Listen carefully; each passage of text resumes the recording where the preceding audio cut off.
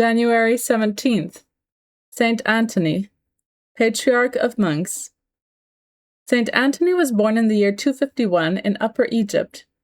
Hearing at Mass the words, "If thou wilt be perfect, go sell what thou hast and give to the poor," he gave away all his vast possessions. He then begged an aged hermit to teach him the spiritual life.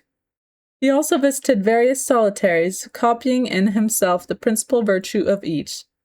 To serve God more perfectly, Antony entered the desert and immured himself in a ruin, building up the door so that no one could enter. Here the devils assaulted him most furiously, appearing as various monsters and even wounding him severely. But his courage never failed, and he overcame them all by confidence in God and the sign of the cross. One night, whilst Antony was in his solitude, many devils scourged him so terribly that he lay as if dead. A friend found him thus, and believing him dead, carried him home. But when Antony came to himself, he persuaded his friend to carry him, in spite of his wounds, back to his solitude.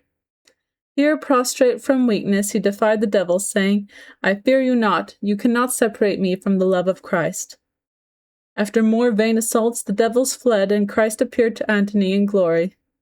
His only food was bread and water, which he never tasted before sunset, and sometimes only once in 2, 3, or 4 days. He wore sackcloth and sheepskin, and he often knelt in prayer from sunset to sunrise. Many souls flocked to him for advice, and after 20 years of solitude, he consented to guide them in holiness, thus founding the first monastery.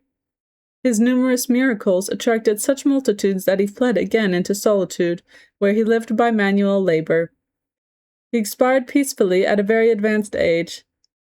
St. Athanasius, his biographer, says that the mere knowledge of how St. Antony lived is a good guide to virtue. Reflection.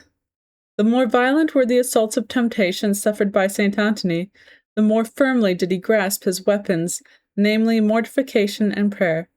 Let us imitate him in this, if we wish to obtain victories like this. Ave Maria.